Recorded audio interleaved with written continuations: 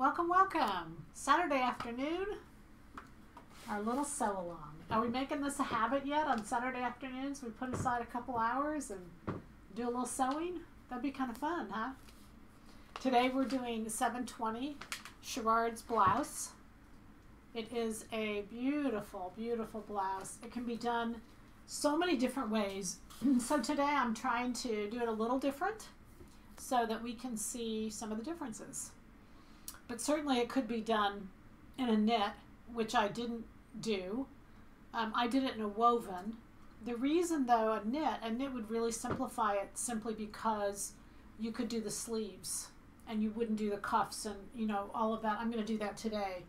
But if you're nervous about that portion, you could leave it. So you could do like a knit overlay that was like a burnout. I actually put up a couple fabrics that would blend together well. There's like a burnout lace that's beautiful that could go over a solid base. There's just all kinds of fun things.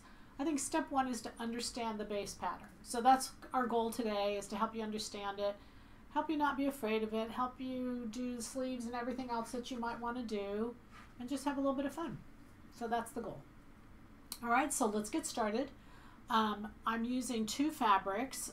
My overlay is fabric number, it's around here someplace. Yeah, the overlay is fabric number 3880. And then I'm using a different color base, and the base is 3881. So one's kind of a winter white. It's a rag and bone 100% stretch cotton for just the back and the front, the under portion. The under portion really doesn't show that much, and the overlay is attached at the armholes and at the neckline. So the overlay is everything except for the base. The base, because on this particular fabric it wasn't very wide, I had to use 2 yards. For my size and the length it is, I actually had to use 2 yards. If you're smaller than I am, you probably can get it in 1. If you're larger, you probably need 2. But 2's enough. You won't need more than 2. And then the overlay, I think I used 2 yards also. Simply because the bias, the neck, the collar is cut on a bias, and so that takes up quite a bit. And the overlay, and I'll show you all that as we get going. Okay, so we're ready to start. We'll put up our first column, and our first column is we're doing the darts. So I've got my front and back right here. So we're doing the darts on the front, and I think that's it for column 1. All right, so what I did is I marked my darts. I put a pin in the point, and then I cut the edges. And both the front and the back are cut on the fold. So that's an easy thing to do. And I didn't think about it when I was doing this portion. I could have probably just done, you can put a seam down center front or center back if it helps you get your fabric. It's not really going to show. The only reason I didn't in the pattern is, number one, because the original wasn't. And number 2, because it simplifies sewing. If you don't need a center front or center back seam, then there's no reason to really have it. So that's the bust dart that I'm doing. And then we'll do the other side. Everybody good? How is everybody? We need two-way communication. I know we kind of have two-way communication, but I can't hear you all. I can't see you all.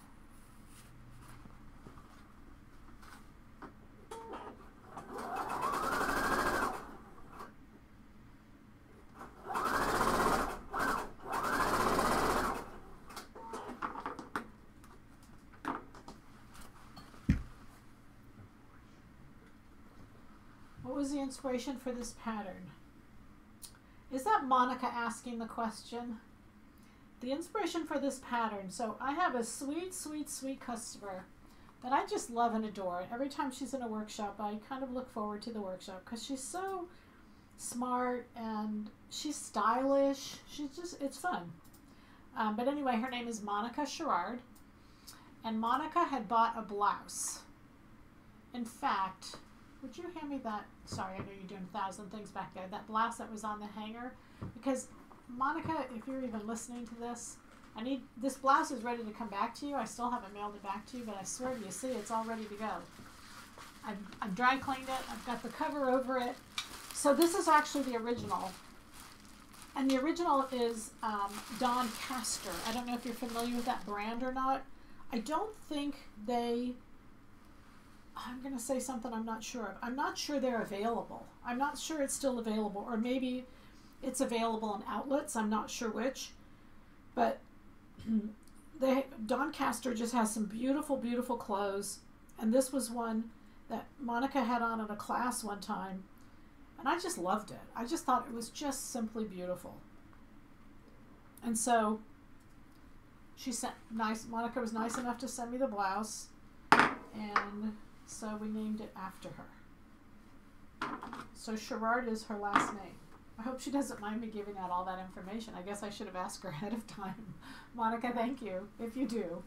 All right, so I've got darts in the front, totally off subject. Can we suggest? If it's off subject, don't ask it, okay?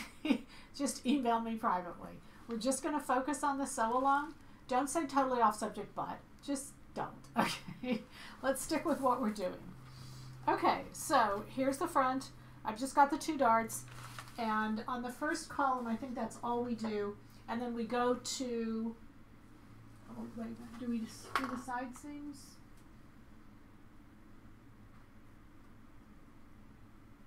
Yeah, we do. Okay, we sew the front to the back. All right, so I'm going to do, my fabric is right sides together. So I'm going to do the side seams as well. All right.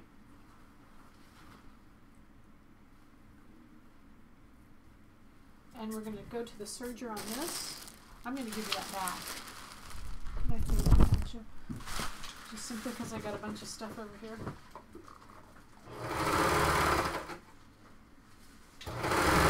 So this is side seam of front to back.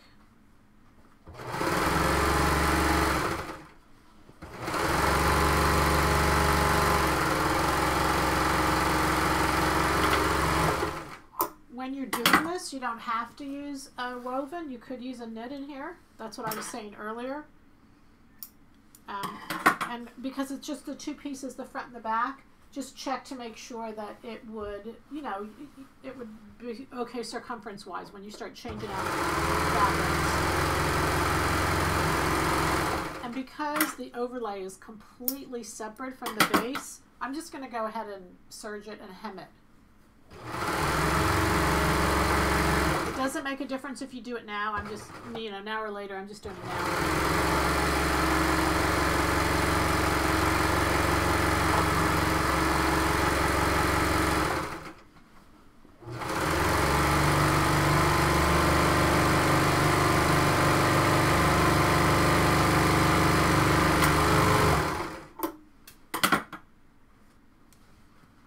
So one thing I do like about this portion right here is you could, you know, if you're, the overlay, there's no fit to the overlay, if we can talk fitting for just a minute. There's no, the overlay is bigger than you. So you can, if you want to, start with this little tank.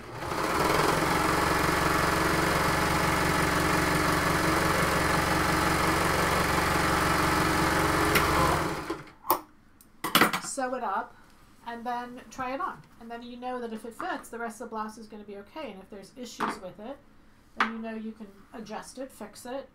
You haven't really spent a lot of material and you're good to go. And so all I'm going to do right now is hem it, which I know is toward the very end, but we'll just go ahead and hem it now, and then it'll be a little easier actually to hem it now. The guide sheet does have you hemming it all the way to the end, which typically you hem at the end, not now.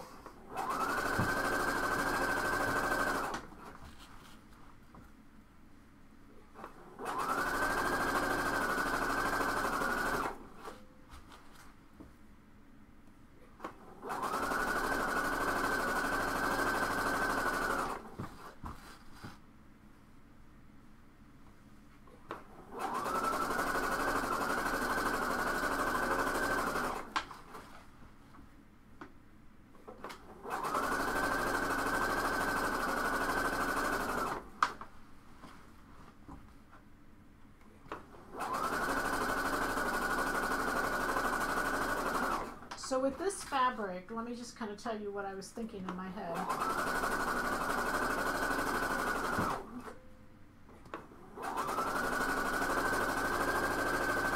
This is a rag and bone. It's a stretch woven. It's really a beautiful, got a beautiful hand to it. It's 100% rayon. So it just had viscose. So it has a really nice drape to it. And it's the underbody. And the reason I decided to do this is because my fabric itself is a floral. And it has like a light background. And I was concerned that the print would come through the print. So I'll show you that here in just a minute. Let me just put this together here for a second.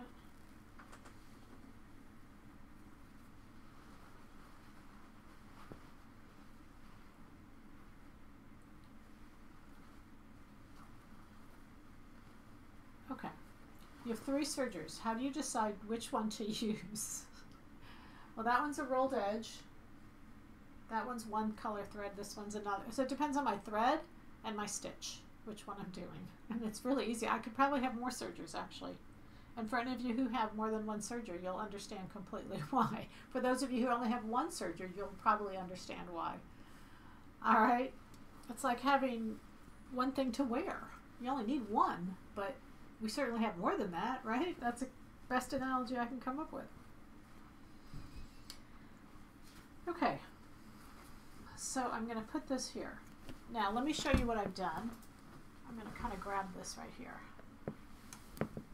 So this is the overlay. This is the fabric of the overlay. This was the 3880. It's just beautiful. So when I put this, let me show you. When I put this on top of itself, I didn't like the shadowing that I got. You know, if you were to put this over itself, the shadow came through.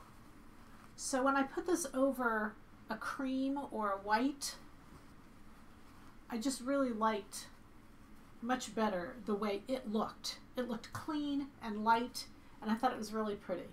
So not a lot of the under portion even shows, and so that's when I decided to make them 2 different. Okay, so that's why I've got one color underneath, and then I've got the overlay a different color. Totally preference. Okay, the next portion, the bottom part of this column, you're actually creating this overlay. Now the reason I created it beforehand is I wanted to show you I did a couple different things. And it was, you know, not real time consuming, but a little bit time consuming. So again, because I'm using a fabric that is not the same on both sides, typically when you have this and you're doing this in a sheer, you can't tell the right side from the wrong side. That's the way it's done. But because I wanted, there's so many beautiful prints I've put up in the last few days, and I purposely put them up for this top. But when you are doing that and you fold it back, you see you can't use the back side. So what I did is I took the pattern piece, which looks like this. This portion is what folds back. So I just made a cut line, added seam allowance to both sides, and made a seam line. I sewed a seam line. Sorry, I don't want to make this too complicated, but it really does allow for lots more fabrics to be used. So you can see right there, there's a seam line. It automatically folds back. The shoulder will hold it in place. And so I went ahead and created a seam line right there. It hangs beautifully. It will hang, like I've already put on the mannequin, and it hangs really nicely. So like I said, it just allows you to have more fabrics and more fabrics at your disposal. Okay? So this overlay can be just all kinds of different fabrics. This is what I was mentioning earlier, lace, just et cetera, et cetera. Okay, so then I went ahead and I serged it, and I finished that edge. You have to stitch the side seam of the front overlay and the back overlay that's in the bottom of that column. I went ahead and did that because I did have to serge it. I serged it, and then I had to do a rolled hem. Okay, so that I did, and I've done already, and you can see it's up and around the back. and I chose like an orange, and so it picked up the orange bird of paradise that was throughout the fabric. Okay, so my overlays, your overlay at the bottom of that first column, it's ready to go. And then what we'll do is we'll go to the second column and we'll see what's in that second column. Okay? All right. So in the second column, what we're doing now, okay, well, we're doing the, we're serging, and we're finishing that rolled edge. However, you don't have to do a rolled edge. Like I say, it's always your machine capability and what you could do. In some knits, you could leave it raw. In some fabrics, you could leave it raw. It's just kind of up to you how you want to do it. Then the bottom of that column, what I'm doing is I'm putting the top and the bottom together. I'm actually securing them together at the shoulder seams. So I'm going to put the overlay over the shoulder seam. And this is going to be the right shoulder seam. So I've kind of got it pinned just to make sure it was all going in the right direction. But I want it right sides together. So the overlay and the base is all going to get sewn right sides together.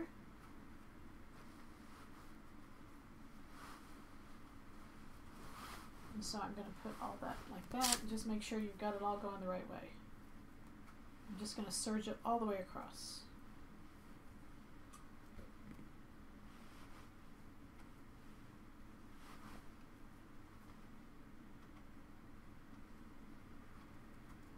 Sometimes when you line this stuff up, you just say, okay, I hope I've got it all right. I'm pretty sure I've got it all right.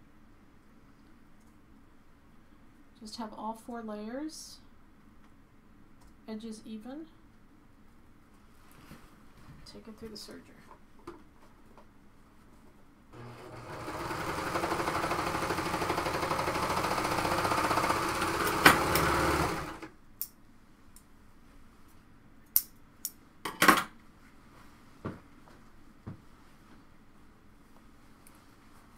Okay, and that's the right shoulder.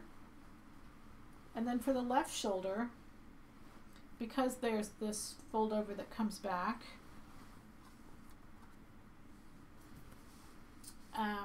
and there's also, this is where how you're going to get it on. There's going to be a little opening, this section. And so I'm actually going to serge the front and the back layer. I'm going to serge the overlay and the base together. And I'm just going to finish that edge when I say serge it together. Don't serge the whole shoulder seam because there's a little notch right here. There's a little dot on the pattern, whatever you want to call it, notch. And so you're only going to actually stitch, when you go to sew the front to the back, you're only going to stitch to that dot because that's where you're going to put a little button. And that button's going to open up when you go to put it on.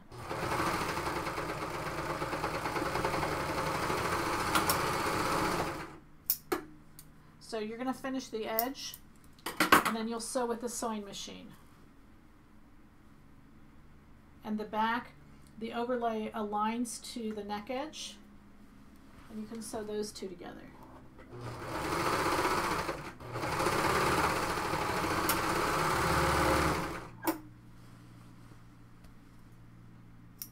Okay. All right, now I can sew that with the right sides together on my sewing machine and sew just to the dot. And what I did is I put a pin where the dot is. Or you could put your pattern back up now and, you know, put it together so that you can see where it is. Either way.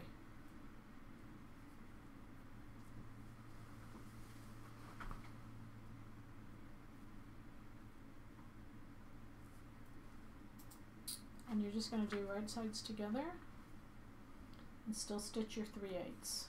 This obviously doesn't have to be exact. If you're, you know, and I'm going to backstitch here because there's nothing that's going to come over it to secure the stitch. So you want to backstitch.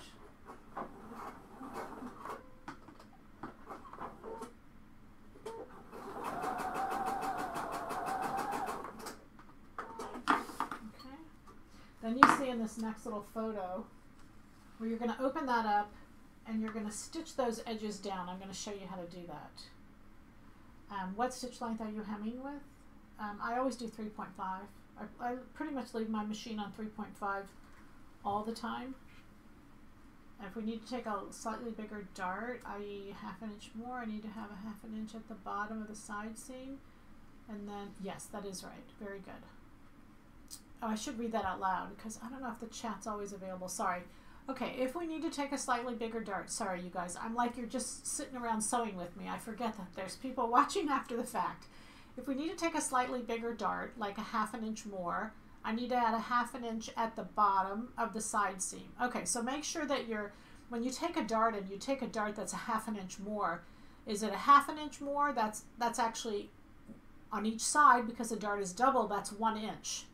Or is it a 1/4 inch more, and then it's only, it's a 1/4 inch on each side. So just make sure I'm reading your numbers and saying yes. But if it's a half an inch larger, then that's actually 1 inch at the side seam. So just make sure of those numbers. But basically, the concept is yes, when you're making the dart larger, the side seam is becoming shorter. And so to correct that at the bottom, you'll add at the bottom of the hem the amount you made the dart larger by, and then taper to nothing at center front. Is the answer to the question, okay? So thanks. What is an alternative to a rolled hem?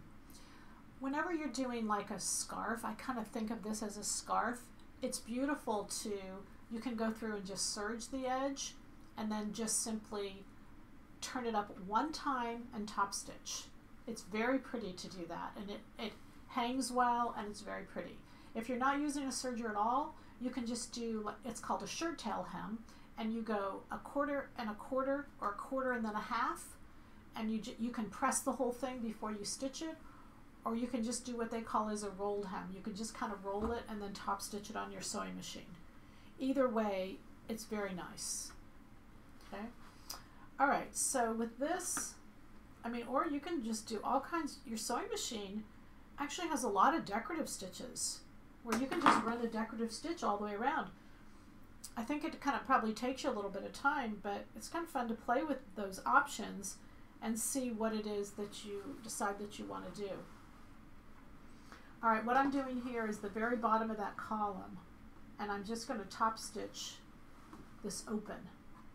So I'm going to fold it back to 3/8 and give it a little top stitch. That's just to finish off the seam.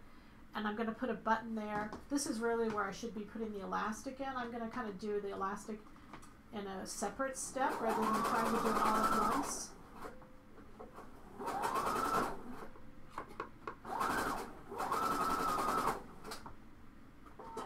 Alright, and we'll kind of give a little close-up on this so you can see it, what I'm doing here. So that is the shoulder seam, and that's the back. And so I'm really just giving it a nice, beautiful finish and holding it back to where it belongs. Okay, we'll press that here in just a minute. And I'm just going to do the other side. And it's just to make it look pretty is all. You don't have to do this. Certainly you could just tuck it back and it would work just as well.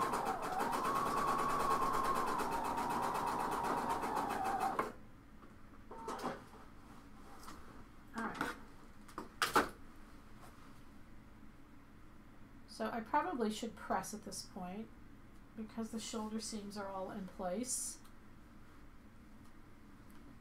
My next step is I'm going to make this little elastic. So I think I'll make the little elastic first and then go ahead and press. So for the little elastic, I'm just going to take the 2-inch wide elastic. We sell it, you have it. You could take anything. You could buy it. Elastic kind of thread, but I just kind of make everything from my elastic. So I'm just going to cut, there's a whole bunch of ridges on this little thing. I'm just going to cut on one of those ridges, and then when I cut, I'll just pull it. So don't cross, if you cross the ridges, I know we've talked about this, but if you cross the ridges, then you'll have little things boinging everywhere. So, but anyway, with that, I can make my little loop, and I can make it as big or as small as I need to. leave it big while you're sewing it on, and then after you're sewing it on, then cut it to the size it needs to be. Or, you know, you can cut off these ends down here, but if you cut it beforehand, it's hard to hold on to. So just caution. So on my particular blouse, I'm using this cute little pearl button because I thought it was just really pretty. And so just make sure your button can go through the loop size that you're choosing. Make sure it's not too big. Remember, there's no real tension on this. It's just to open it up. You can put your blouse on and then to close it back up. And just to hold the shoulder seam. It's just to kind of hold that open shoulder seam in place. So that's the size that's going to work for this particular button that I have. So I'm just going to put a pin in there because that's where I'm going to want to sew right through that section. And then typically the button is put, I mean, it doesn't really matter. Again, its whole purpose there is to just close up that neckline. So you're going to put it somewhat close to you know, where that comes together. The collar is going to overlap that a little bit. So I'm going to put it on the back side and I'm going to put it on the inside. And remember, it's elastic. So, and the whole reason I'm doing this after the fact, you guys, is let's say perchance you do it and you finish the whole blouse and you just don't like the way it is. You can always come back. You can take it off. So see, I've left my pin there, and you can see I'm kind of sewing right through that pin, and then just backstitch a couple times. And that will secure it in place.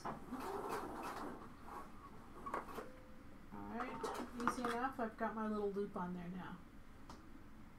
And then you're going to sew the button to the front. The button is more decorative, so that's what decides that the loop goes toward the back and the button goes on the front, and you're just not even going to see them. The tie comes, the collar section comes over and kind of covers, but you still want it to look nice. And then I've got these long pieces right here. I can just cut them off, but again, make it longer than you need it to be. It's much easier to hold on to once I go to do that. And then I'm going to just put a pin in there for right now, just to kind of hold the two together. It's very pretty. All right, so that's what I've got. Okay, isn't that beautiful? And again, I just love the you know, you just got to pick a fabric that you love, and then you'll love the whole thing when you're finished. Okay, so then we're going to go on to the third column. And that third column is the collar. The collar itself is cut on the bias. So it's this big old long piece. And it really does need to be cut on the bias. Don't try to save yardage and say, oh, I don't need to cut on the bias. Yeah, you really do. You really do need to cut on the bias. So with this collar, I am going to have to press. And so what I'm going to do is I didn't press that, and I'm going to go ahead and stitch this section. And then I'll go back and press everything. All right, so what I'm doing is right there in the guides, I am sewing this I'm going to call it's the back side of the collar. You can see it's just straight. I folded it right sides together. And then I'm going to go all the way to the other side. You can see there's a fold there, and I'll start sewing there.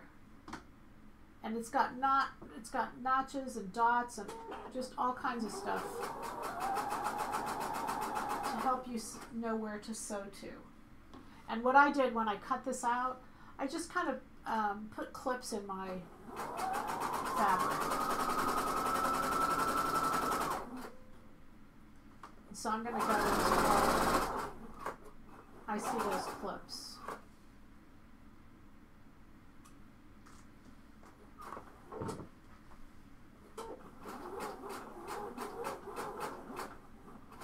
I'm not sure why my sewing machine's a little sick, but it doesn't really want to sew today. Let me just put my foot pedal in and just see if maybe the cord is not in all the way.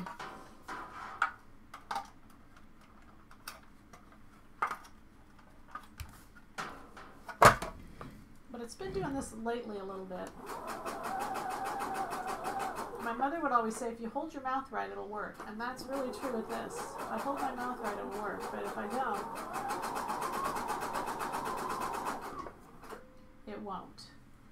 Okay, so I've got a cut coming up right there. That's my first cut, and so that's how I know where to sew. And just so that it holds it, I don't really need to, but I am going to go ahead and backstitch. Again, you don't really need to, and I'll show you why you don't really need to in a minute. Okay, so I've got this collar sewn, and I'm going to invert the whole thing. So around this curved edge, I'm going to trim it down so that it will invert without any problem.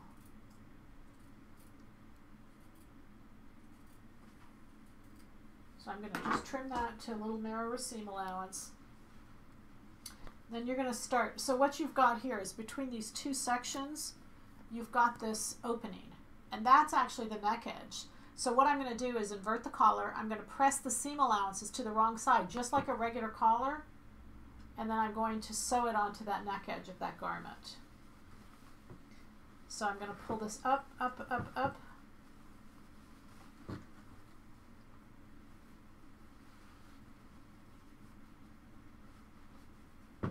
And we can have questions. What kind of foot are you using on the sewing machine? I don't ever take my Teflon foot off. So this is my Teflon foot. It really, the concept is that it's supposed to be for when you're sewing leather, I think. That's originally, I think, when I put it on. And because it works so well and it slides the top layer through, I never took it off. And I just leave it on. And I like it. This is a Viking, and what I like about this Teflon foot is it has so many like little divots, little indicators where I can use it. I use one for top stitching. You can use them for all kinds of different things, and it's really nice. It helps you sew straight, I think. Are the shoulder seams joined together on the top and then joined together on the overlay? Just do it all at once. It doesn't really matter how you do it. It doesn't make any difference. You're going to join it all in at the sleeve anyway. I went ahead and joined it together, but it doesn't make a difference if you leave them separate or put them together. Okay, so there's my collar. I have completely turned it to the right side, and we're going to go and we're going to press. And this is the third column. Are we on that third column? Okay, we're on the third column. We're right in the middle there. You can see where we've inverted it, and you can see that little envelope that we're making. That's what we're going to make. And because I want both sides to be pretty, I'm going to put the seam right in the middle.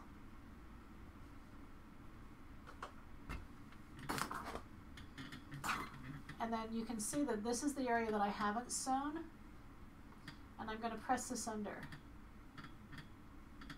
the 3/8.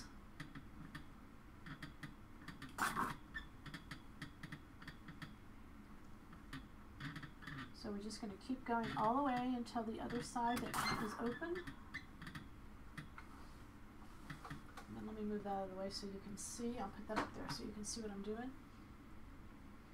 So this is going to come in here and fold under and press together. You're going to edge stitch this once you get it onto the blouse.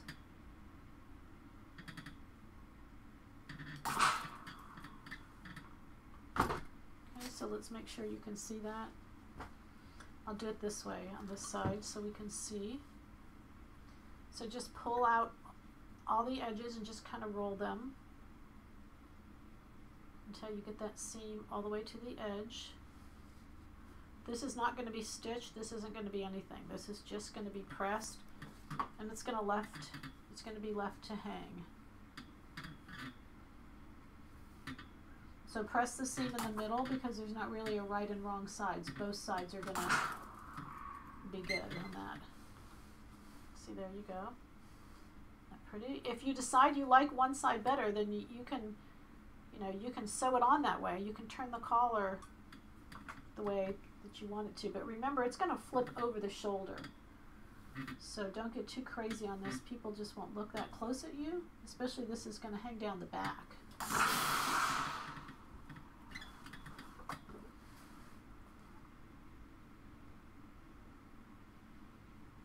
Okay, and then here where that opening stops is where I'm going to go ahead and press that down. and just press one side, come back, sorry, can't see, and press the other. Just peek under to make sure you're not getting more or less than the 3/8. And again, it doesn't have to be exact. Whatever's left over is going to be the fullness of the collar. Okay, so I've kind of met the other side where I started.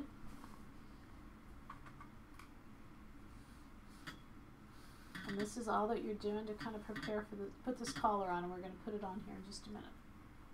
Okay, and I'm back to where I started on the other end. That looks really pretty. Okay, so that's that. My collar, my iron spit on my collar, and so my collar has some marks on it by now. But what I've learned from the times that my iron has done that, and I'm not sure why it does it, it does iron out. I mean, it washes out really easily. Okay, so I've got this all done, and I'm going to turn it to the inside out so I can just give it a little press.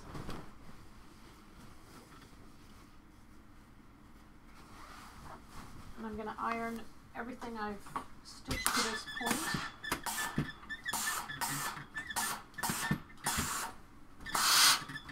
So that's my side seams. The overlay I had already pressed, except for the shoulder seams. So I'm just going to press that.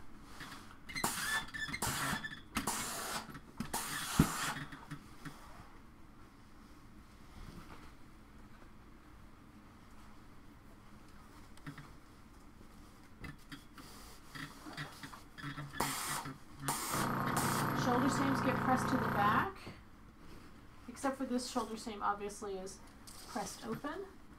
So I'm just going to go ahead and give that a little press. Okay, and I will turn it around and see if it looks okay as far as pressing goes. I don't try to give it a final press simply because it's going to get handled a lot. Okay. All right, let's put the collar on.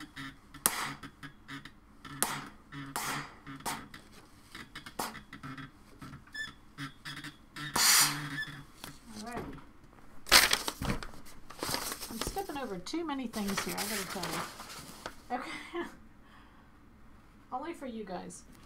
So when I look at the collar, the first thing I'm gonna do is I'm just gonna make sure these two edges are even, because when I'm going to apply the collar, I'm applying them to both the overlay and also the underlay, the base.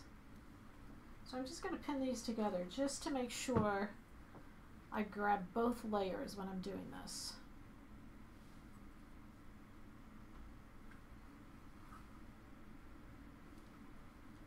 All right. So now I have that done, and then the collar itself, I kind of know where it lines up, but let's pretend you don't know. You've got all these little notches that are going to go along the way. This end of the collar, the square end of the collar, is actually going to be the back side of the collar. Is actually going to be the left edge of the collar. So you can start with it because it's going to sew into the shoulder seam. So let me just show you where I'm at here, because this is the whole purpose of this. This is why I chose this blouse, because I felt like I showed this in a seminar and the ladies were so amazed. They had made it so much harder in their brain than what it was. So I wanted to show you this.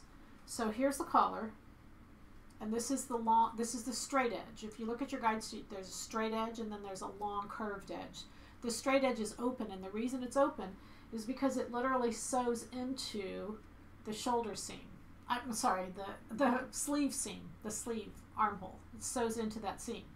So if you kind of use that as a guide, that's where that first dot is, and that's where you're going to slip it between and start to sew it onto the collar, onto the neck edge. So I'm just going to put a pin there and kind of double check and show you what I'm saying so that you'll understand it. Okay, so the collar, I'm going to open up the envelope of the collar, the two cut edges. I cut that edge, hang on just a second. Can they see okay? The garment's behind the table. Okay, because I want you to be able to see this. Okay, I'm going to open up this up. Is that better? If I'm zoomed in on the garment, they can't see your face. They don't need to see me. Okay. So you're going to open this up and put it right between the neck edge. Okay, so that, let's say that's the first pin. So this pin I've gotten so that the two are even. Open this up, put that edge in there, and close that up. Then put a pin there. Okay, so you can see what I'm doing is I've got this envelope of the collar. This long collar has this envelope edge, and I'm literally just placing that neck edge right along the fold line because I folded it when I was pressing it, and then putting the other edge on top. Okay, now you can go back right here and check that it's the right distance, because when it's done, this collar is going to fold back and it's going to anchor into the sleeve. So see here, it's too short. I've started too soon. I must have moved it when I was pinning it. So I'm going to take this off, and I need the collar to come this way a little bit. So this time I'll only put one pin. Now you understand what I'm doing. I'll only put one pin in. There's markings. I just didn't follow the markings. So again, this is going to fold back, and it's going to sew into the shoulder seam. And you know what I'm going to do? I'm going to pin it right here because it's got to reach the sleeve. I keep saying shoulder seam. It's not sewing into the shoulder seam. It's sewing into the sleeve seam.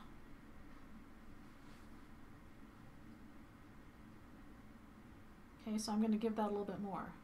And you could make it to where you had a little bit more. It wouldn't hurt to have a little bit more. The collar would just be a little bit shorter, the part that folds over your neckline. I'll show you here in a minute again. Okay, that looks like it's right. And so now I'm going to go ahead and fold this to where the collar gets attached to the neck edge. So I'm going to open that up. I lay the collar on top, and I close that down. And I'm going to proceed to pin this collar just like you would a regular collar. Forget that it's bias and forget all that other stuff. You just lay it underneath there, put that pin on top, and pin it in place. Okay, so you're going to lay that on top. And I think the guide sheet shows you pretty clearly how to do that. I think the only thing that I've had questions on is when you get to this point, what do you do with that? Right now, don't secure that down. That's the end. But it's going to go into the sleeve seam eventually. You can just leave it up for right now, and it's going to go like that long term. But for right now, we'll just leave it up. That's just how you can find out where to start pinning the collar.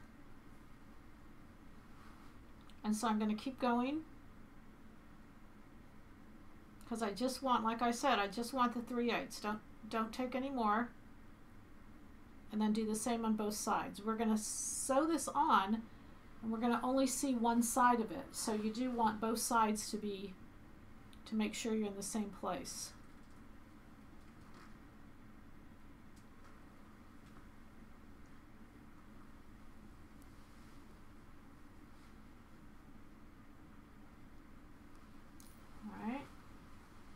And then I'm just coming around to the front. Now when I've put these notches on here to line everything up with, I've given you more space than you need. I'll show you what I'm saying in a minute. So here you are, you're coming around the front of this. And I can see my notches matching up, but you don't even really need notches. The only reason I did the notches, you guys, is to give you some kind of help in placing it.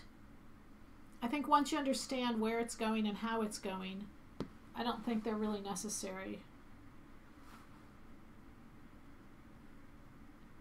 I think the pins, when you go to pin the neck edge together, it gives you a little bit of help if the layers are all pinned. So that's why I did that. All right, and then here you can see where I stopped sewing, and that's the last little section of what goes into my collar.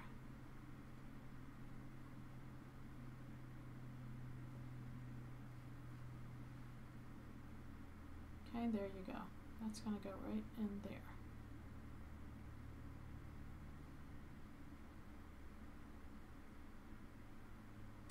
Okay, now let me explain to you kind of before I sew it, and I think you kind of always want to understand where you're at and what you're doing. This is the front of the blouse, and there you have this collar. Now what happens with the collar is it folds over. It's a portrait. It's like a portrait collar. It's a shawl collar. It's beautiful. It's not a shawl collar. It's a portrait collar. But anyway, so to hold this up, this portion comes into the side seam like that, and this is the portion that hangs down, that goes over the shoulder, that comes to the back. Gosh, I'm just doing a terrible job of, I can't hold it all up. Hold on just a second, you guys, and I'll get it. I feel like if I put on the mannequin, you could see it better. So this is the back of the collar, and that's where it comes to, and it pins over into the armhole. Let me put a pin there, just because I want to show you. Okay, then this, you can see the collar is double all the way around. It's wide enough that it folds over and it kind of doubles. That's going to be where the button is. And then this is the portion that comes around, so as you can see the collar there. And this portion comes around and hangs over the shoulder and comes down and hangs to the back. I mean, it's just beautiful. It is really, but it's so simple. It's so very simple, but it's just beautiful. Okay, and that's the back. Okay, but as far as all we're going to do is sew that collar on now, and we're just going to sew it just like a regular, like a shirt collar in 600, where you know it's edge stitched is what it is. So it's easier to do that when you have it flat. So that's why you're not sewing it into the sleeve seam until we get to that point. So I'm going to go ahead and just edge stitch it in, and you're going to edge stitch from the right side. I don't know what's wrong with my machine. Let me just turn my machine off because it's just not acting right. Let me answer questions. On your site, you always write the weight of the fabric. How should we use this information? Does that say something about the drape or sheerness? No, it doesn't. It's really just about whether it's a top fabric or a bottom weight. 2 ounces is light, but it doesn't mean it's sheer. 3 ounce is, it's by the square yard is what it is. Although a square yard is not a yard of fabric, it's a square yard. So, but also if you've ever ordered from us, we'll consistently use the same 2, 3, 4, 5, and 6 so that you can relate it to something you've purchased. But 2 is lightweight, you know, sheer, light. 3 is your ITYs and your mid-weights, and then 4 is just heavier. Can you use woven for the underlay? The underlay is woven. The whole pattern is woven. If yes, do you put an access opening on the side? No, you don't need it. The body is not tight enough that you need that, and you're going to access through the shoulder. The shoulder unbuttons, as I kind of showed, and you can access the whole thing through the shoulder. Okay? All right, so hopefully my machine will work when I push my little magic button. I just have started it, and we're going to start again. Okay, so here I am. I've got both layers. I've got all the layers together. Everybody know where we're at? The whole goal is to just really, truly make this easy for you. It's a beautiful blouse, and yet it's very easy.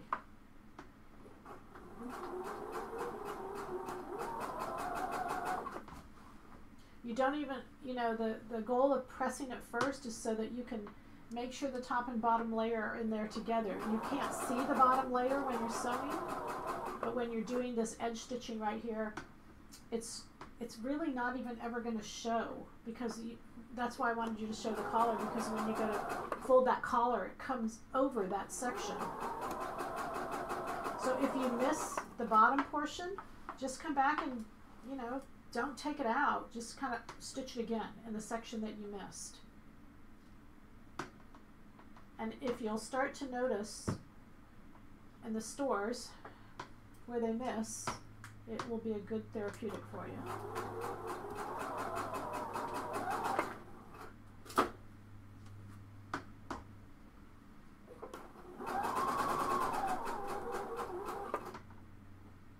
And I don't know, sometimes when I sew, I don't think I even try to get that close.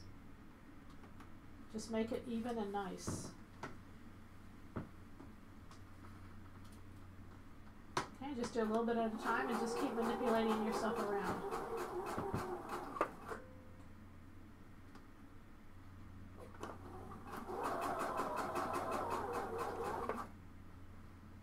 And then you can see I'm coming into the very end here. All right, any other questions? You everybody understand where I'm at, what I'm doing? Everybody but me? This is so pretty. You can see I've got like a little pocket and I'm just sticking that in the little pocket.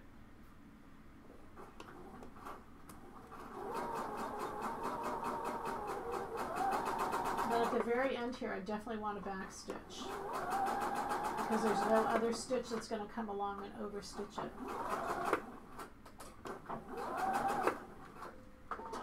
Okay, there we have it. So actually the blouse itself is all done. Benjamin, would you hand me that hanger? Just take that blouse off that hanger.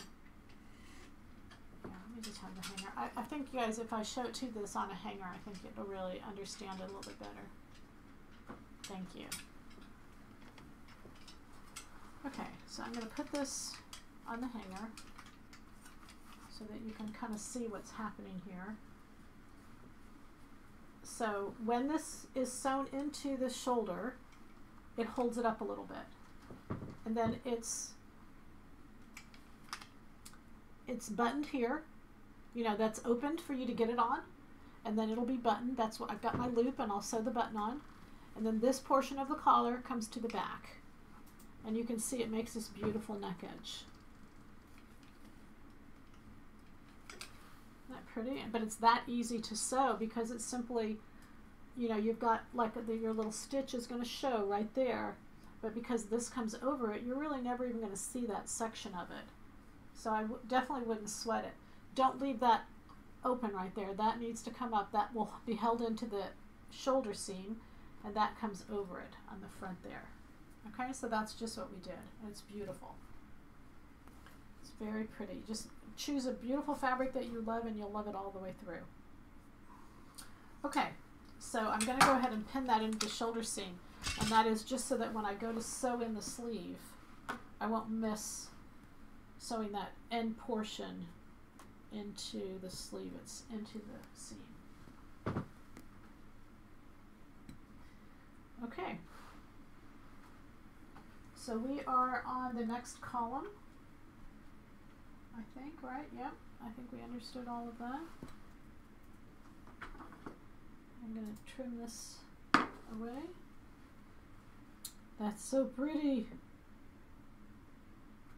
Really pretty. All right, let's do the sleeves. These sleeves are the same. We've done them many times.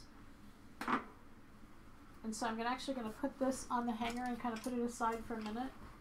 It's hard for me when a blouse is to this point to not put it on a hanger because it's actually a real blouse. This is the part I was thinking about. You could do like a knit sleeve that went in with it, but you know, your call. The blouse that is on the front cover, okay, yeah. What pieces did you use of the sheer fabric? I used it all. It's all sheer. It's the same fabric. I just used it all sheer. And mostly you can, y'all, if you pay attention when you do sheer fabrics, if you've ever noticed if you layer sheer on sheer, it's really not sheer anymore. Even when you put sheer next to your body, it's surprising how quickly sheer becomes unsheer. And so, you know, you're the one wearing it, you have to be comfortable with it, but sheer on sheer is beautiful together. So I wouldn't even worry about it. This one, the same thing. It's sheer on sheer. And by the time you have the 2 layers, you really don't see it. How would you finish the armholes if you wanted sleeveless?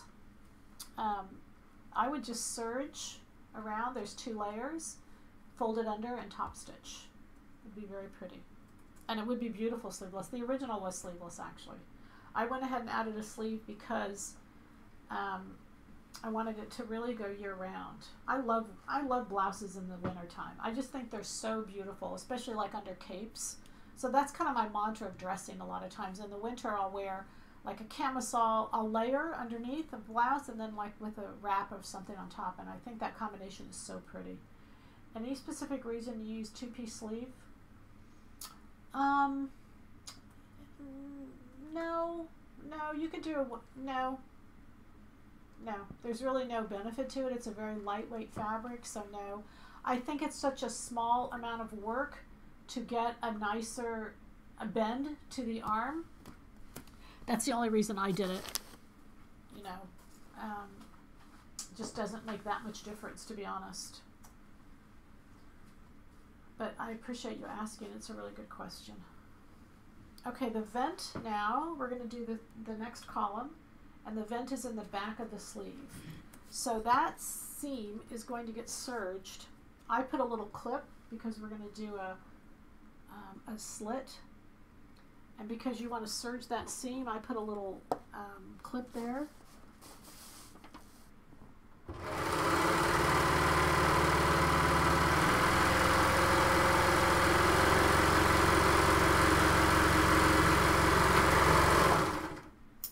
So I'm going to serge the seam because the back seam of the sleeve, because that is where the vent is going to go. And so I'm going to sew that section on the sewing machine. You have a dot on both the upper sleeve and the under sleeve, but you really don't need to mark both.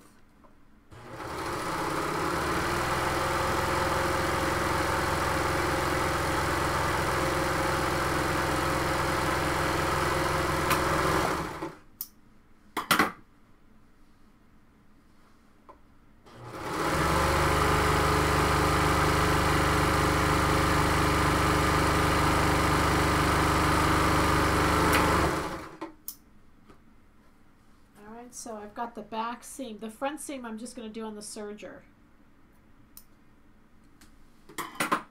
And so I'm actually going to wait to do that because I want to do the slit. And you want to do the slit when the sleeve is flat. So if you sew the front seam together, then you make a little bit more work for yourself. It's a little harder to do it. So that's the back seam, and that's the back seam. And I've got a little dot marked on them. I put a little clip, and I took the clip out and put a pin. So I'm going to stitch from that point, and I'm going to back stitch that point because there's no other point that's intersecting that point. It's kind of not entirely true, but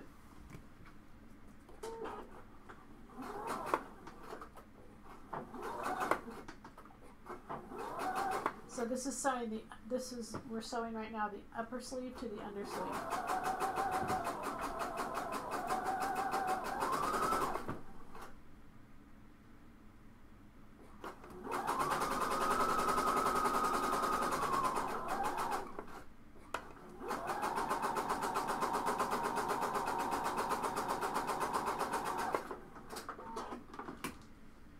Alright, and then we don't need pins anymore, and I can trim all of this off.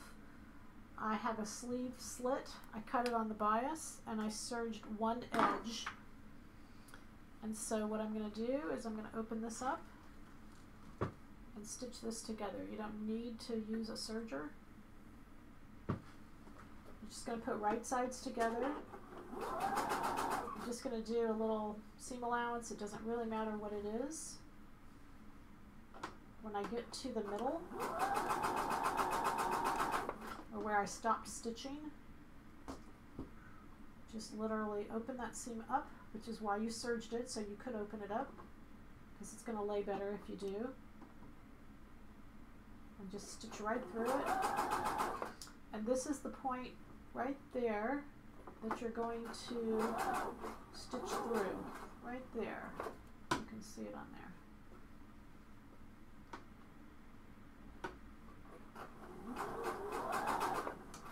Because you're going to fold around this piece and you're going to wrap it. Your stitch, your bias piece, most of the time is going to be longer. Don't worry about that. So here I'm just going to wrap it around. And I'm going to stitch it. And I think I'm going to press it for you so you can kind of see what I've done. Yeah, let me just do, I was going to say I'll do both at the same time, but I think I might just do one and then there's really no reason to do both of them.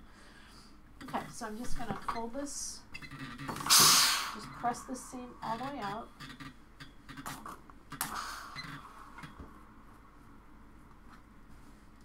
I'm going to press the sleeve seam itself open.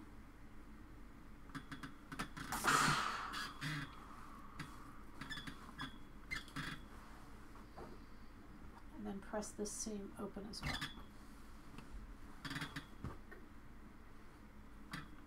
Just press everything into the vent itself.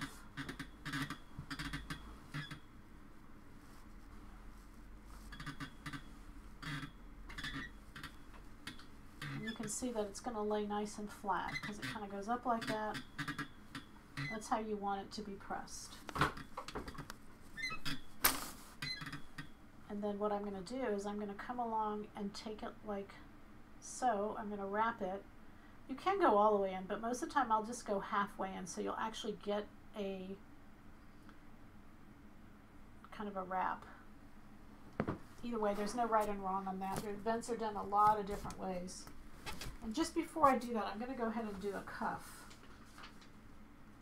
I'm going to get that cuff ready so that once I do the vent, I can just sew that together. So we're going to take the cuff and we're just going to go all the way around.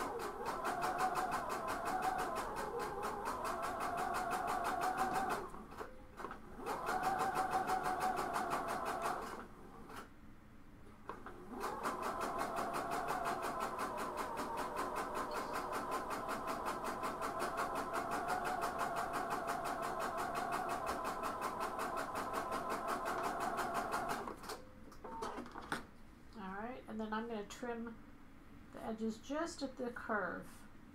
Trim them down to, say, 1/8. If you leave them at 3/8, they won't fold into themselves well. It doesn't. There's too much fabric for them to turn, so they need to be trimmed down to 3/8. You can trim the whole thing. I only trim the corners. It's your call. So what I'm going to do is invert this little cuff. I press it at the bottom to give me a kind of a beginning point that will help me turn the rest of it.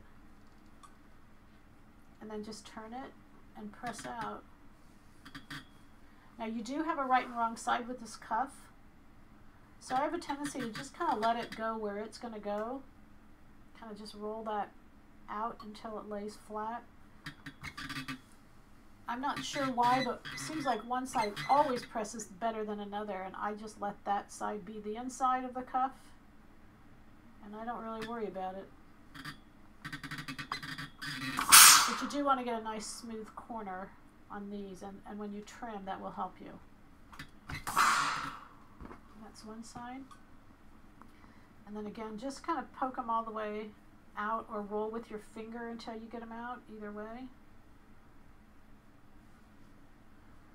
And then make sure that if you did the wrong side up on one side, you make sure you do the same wrong side up on the other end.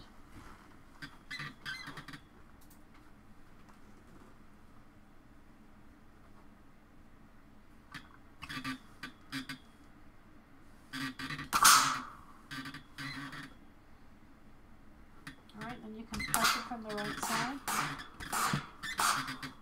That looks so pretty. Alright, and then what you're going to do is you're going to make, like the collar, like we did the collar, you're going to make a little envelope. So start at the end, keep one side folded, Or you can start in the middle. I think I do it both ways. Whatever way is easier. Just, I kind of eyeball what that 3/8 is. Just an FYI, you guys, in the factory, they do what they call a guide stitch. And they'll actually stitch a guide stitch 1/4 inch from the edge, and then they turn the guide stitch in. I don't know. To me, that's a wasted step, but if you feel like you need that, then run a guide stitch. And if you just carefully fold that, it lays down really nice. And then you just steam it. I think a lot of it depends on what fabric you're using too, because you know, some of your fabrics press so beautifully and some don't. So if you're working with a fabric that doesn't press as nice, then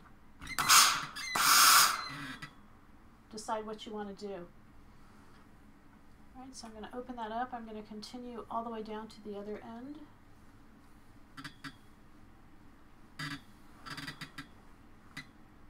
And then I'm going to fold that top portion down, make them even. Again, another little trick you can do is, because at this point you've already established a right and wrong side, you can see that my fold is just under the wrong side.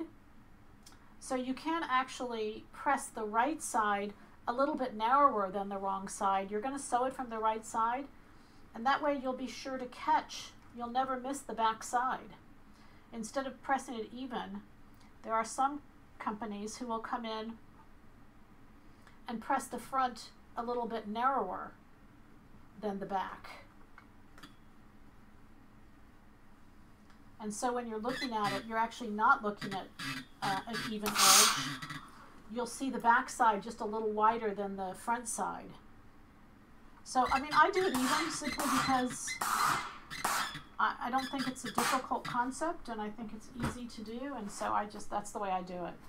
Okay, so my cuff is all ready.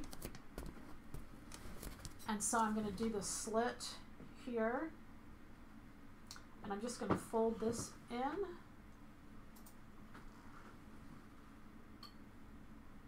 And stitch in place.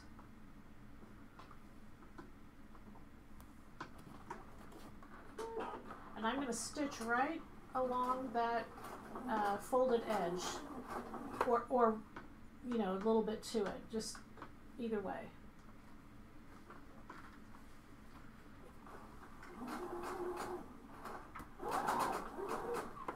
I'm not sure what's wrong with my sewing machine, but it's definitely not happy. Something is definitely wrong. Okay, so you can see this is making a really pretty little slit facing.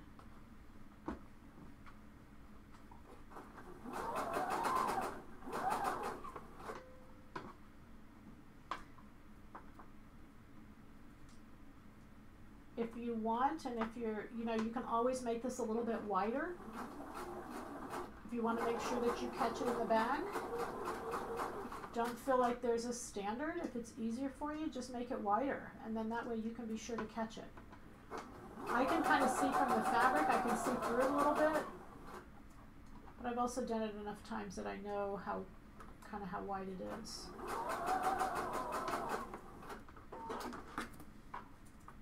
And I'm going to cut off that extra right there, because we don't need that anymore. And you've got a really pretty little slit there. Okay,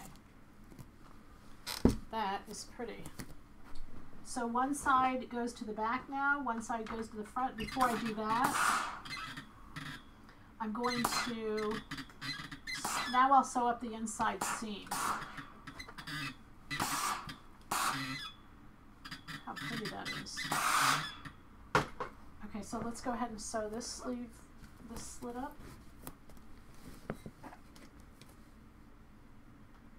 And that you can do on the serger.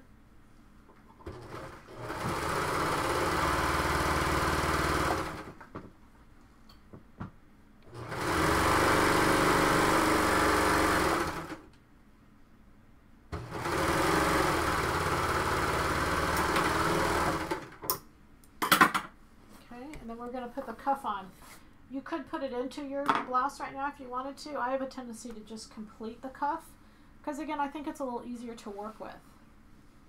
So when you fold it in half like this top, the seam, the higher seam is the back and the lower seam is the front. So you're going to put it on like that, and the seam that is in the back is what is folded backwards. I mean, your guide sheets have all this, but that's just kind of how I remember it. So one goes back and the other one is done flat, and then your cuff is sewn on. In this case, I'm going to, just like I showed you, I'm going to put that cuff, the wrong side is underneath. I rolled that seam a little bit underneath. So I'm going to put this on this edge. I'm going to put the folded back side on this edge, and I'll show you what I do. Okay, and just kind of fold your layers in there so that it lays nice and flat. The nice thing is they'll all lay flat. Nothing has to be compromised, or it's just beautifully done. So then lay the sleeve down like this. And then generally you're going to push it in the width of the seam allowance, and I'm just going to make a little fold there. It doesn't matter where the gathers are, they're not gathers, I'm sorry, where the pleats are. You're just going to pleat to fit. And don't pleat at the seam. You're going to make generally one pleat in the front and one pleat in the back.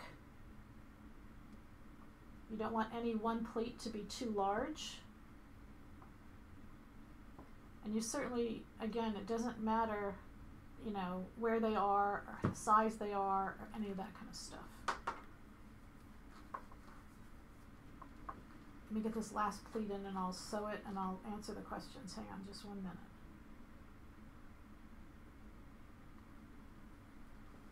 Okay, that just looks really pretty. As long as the blouse sleeve is pleated into the cuff, doesn't make a difference where those cuffs are. I mean, I say that, and I hope you all just won't make, you know, big, gigantic pleats. Just make one in the front of the cuff and one in the back of the cuff. I guess you could even do one at the cuff if you wanted to. And make sure everything's laying flat. Okay, questions. Is there a marking on the pattern for the elastic? Oh, the elastic. Yeah, it's in the instructions. It's in the second column in the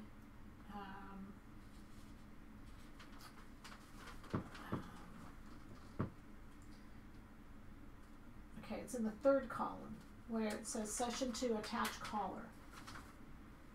What's your preferred serger thread? You guys, I sell it. That's kind of a leading question. I love the leading question because it's on sale in our big combs. It's a really, really good price. It's on our Black Friday.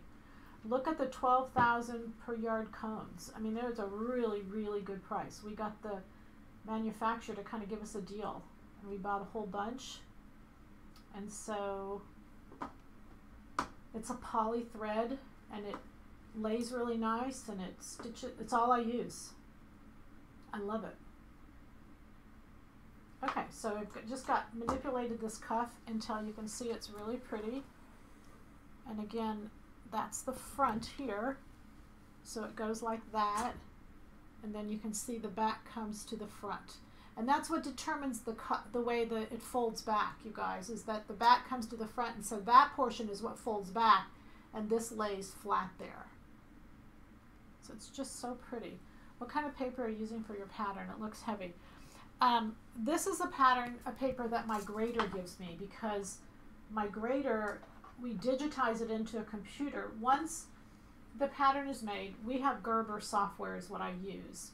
And once the pattern's made, we have to print it out, because I have to test it. You know, I have to do all this, my stuff with it. So once that's all done, then it has to be, you know, I make the changes to it. And then it has to be digitized into the computer. And so it's on that paper that comes out of his printer. So it's not paper you can get, and it's not heavy, but it is,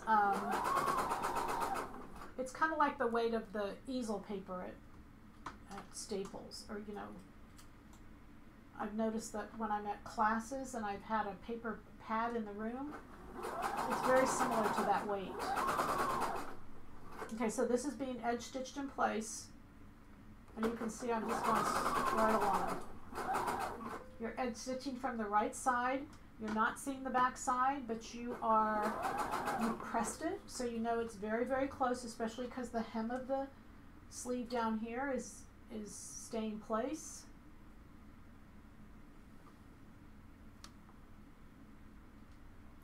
All right, your blouse patterns rarely have yokes in the back. Is that just a style choice?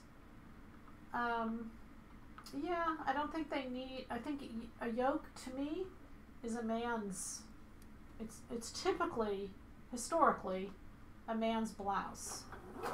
So I don't think it's a feminine look. Although, having said that, if I'm copying, you know, a blouse and the designer has a yoke, I'll put in a yoke. Sonia's blouse, if you notice, has a yoke. But I won't create a yoke because typically these are blouses, not shirts. So that's really the difference. A shirt has a yoke. A blouse doesn't have a yoke. Okay. So that goes like that. And I'm going to just put a pin. I'm not going to do buttons and buttonholes right now. What fabric weight is your white one-way stretch muslin? Like a 3. I'd probably put it as a 3. Can you please restate how you turned under the back edge of the slit? How you turned under the back slit. You have a slit that's even on both sides, and so one side gets turned under and one side gets flat. If you look at, you guys, a lot of times in sewing, it's really helpful to have a finished sleeve there, and not necessarily one you sewed, but just a finished sleeve, because then you can look at it, and one you'll see gets folded back, and one is flat. Yeah. So I'm going to fold this in half. If you'll notice, probably it'll help you even more, is if you'll notice in shirts or blouses where that slit is folded back under on one side and left flat on the other side. Okay, and I'm going to insert this in.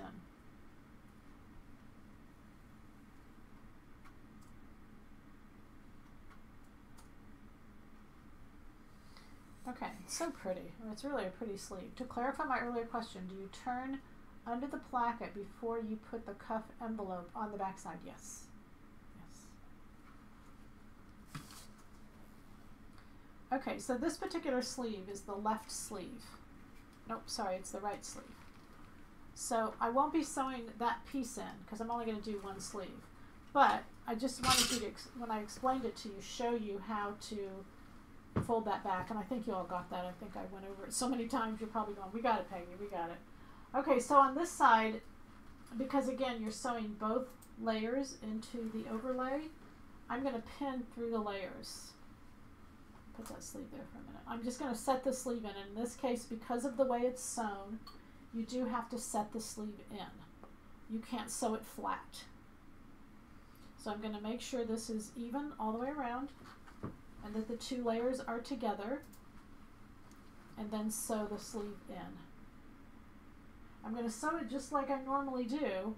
The only difference being is that you're going to have the two layers, and you're going to, you know, set it in. Okay, so I've just sewn that in all the way around. I folded the sleeve in half, and I marked the top and I marked the bottom, and you've got a shoulder seam and you've got a side seam. So, and I'm going to go all the way inside so that I work, it's a little easier to work from the inside, and don't try to work just through the neck edge. Go all the way to the bottom. Okay, and then that pin right there is the top, and it goes at the shoulder seam. And this pin right here is the bottom, and it's going to go to the side seam. And you could serge all of this. The only thing you got to be careful of all these pins that you put in, you make sure you take out. I told you last time, when there's a war between two, the serger always loses.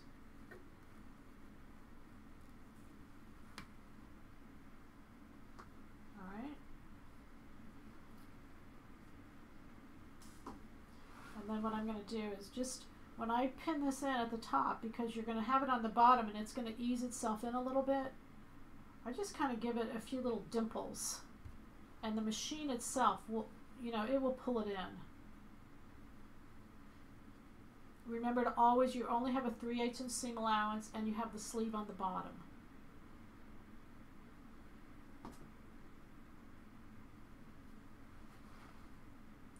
Now also the bottom section of that sleeve is bias. So if you ever feel like you just can't get in this top portion, then just pin it in the best you can. And then just release some of that bottom section. That bottom section, again, is all bias. So it will really, and it has a lot of give to it. You don't want to put too much in the bottom because you want the top to have the ease that it should have. I'm going to go ahead and serge this sleeve in, but you could stitch it on the sewing machine if you're not sure, and then do a secondary stitch on the serger to finish off the edge. I'm going to go ahead and do it all at once on the serger. But I'm still going to put my sleeve on the bottom. I'm going to turn it on the right side just to make sure I don't have any pins that I haven't seen. I think I've got everything out of the way. I do. Okay, and we'll go ahead and serge it. Doesn't matter where you start, where you stop. But again, just put the sleeve on the bottom.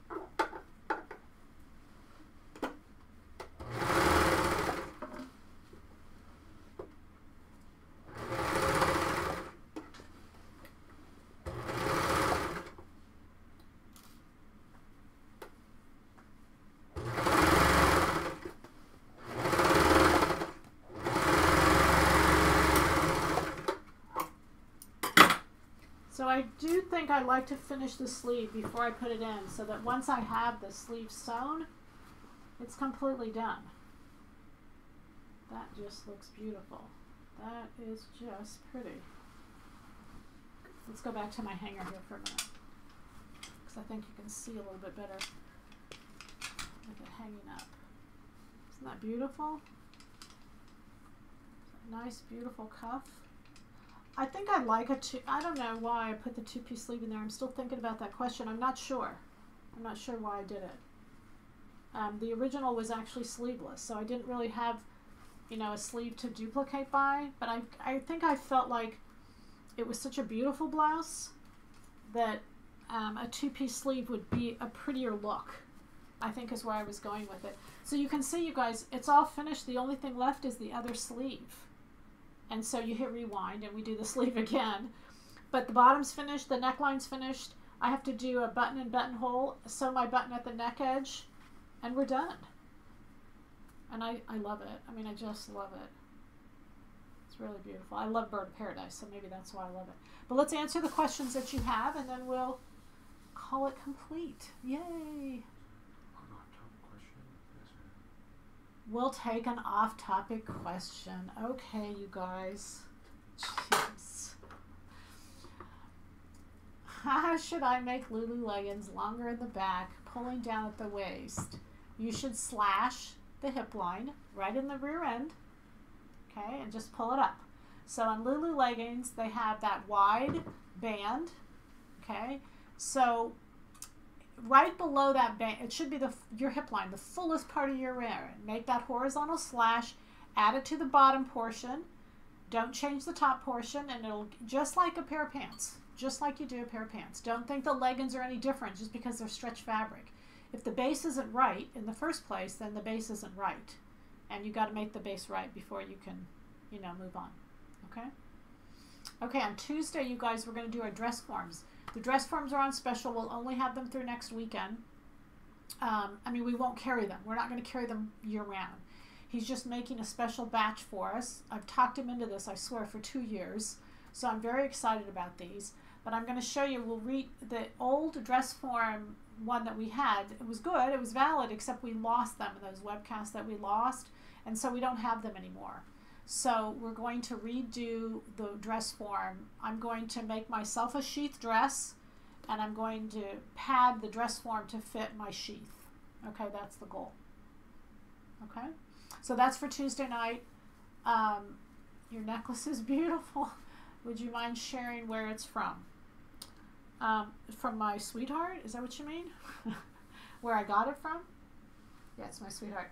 No, you know, I got a little early Christmas present. So when, or holiday present, whatever you want to call it. I had told you guys about the bone bracelet that I got at Tiffany's. Anyway, somebody found it at a garage sale. So I went to Tiffany's and we were shopping around. I really like this necklace. And so he actually bought it for me. So it's a mesh necklace, and it's from Tiffany's, which I don't even know. I can't even say the name of the store. I get hives every time I say it. But it's a beautiful necklace. It's from Tiffany's. Okay. What are you wearing? I'm wearing 312. This is Giorgio's. I love this. I just love this little top. I mean, there's so many different ways you can wear it, you guys. This was in the webcast a couple weeks ago when I was doing holiday dressing. This fabric is just incredible. It's an etched, it's called an etched, I don't know what the name of the fabric is. I don't know the number. Sorry, you guys. If you go back, the holiday dressing webcast, it was on it, and I had a belt on it, and I love it with a belt. I just didn't want to wear it with a belt with the necklace, and I threw the necklace on. But it's very versatile. I had a pair of lace leggings that I was wearing it with the other night, and I just loved it. It just was really comfortable. So I didn't think it was appropriate to wear my little lace leggings here, but, you know, with any leggings, denim leggings would really dress it down. You could really dress it up, just depending on what you want to do it with. Could I use the yoga pants for riding a bicycle?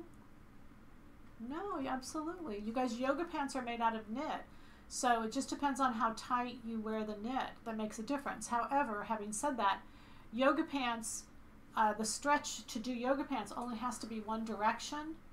If you make yoga pants tighter, which you can then call them leggings, you really have to have stretch in both directions because they'll move, but when you go to sit down, you'll feel really restricted because the fabric needs to have stretch in both directions. So any of your yoga wear, any of that type of stuff has stretch in both directions for females for the movement.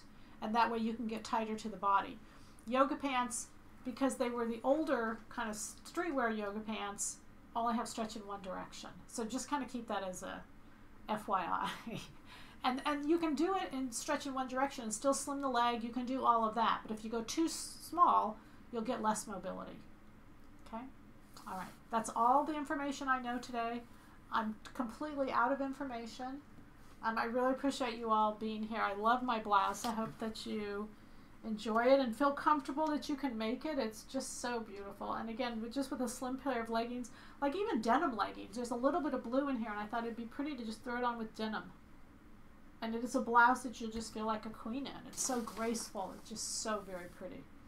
All right, so we'll see you Tuesday night on our dress form webcast for Tuesday. So happy sewing. All right. Bye, ladies. It's not Thanksgiving. I would say Happy Thanksgiving, but we'll say Happy Thanksgiving on Tuesday. It's not Happy Thanksgiving yet. But our specials on Black Friday, you guys, they're the Black Book. I don't remember them all. Thread. That thread is a really good deal. I know that. And I don't remember the rest. But anyway, we'll see you Tuesday. Bye.